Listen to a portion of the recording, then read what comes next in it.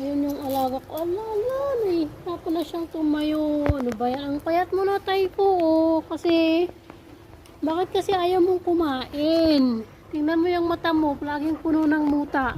Ano ba yan? Tingnan mo ang payat mo na, oh. Gusto po naman talaga si Typho. Ano na, malapit ka na din ba?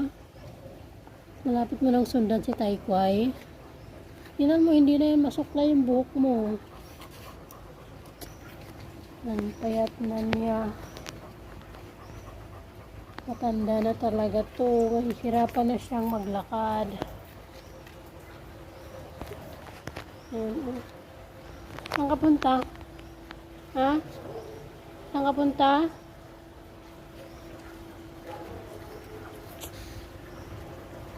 Saan ang punta mo? Ang payat.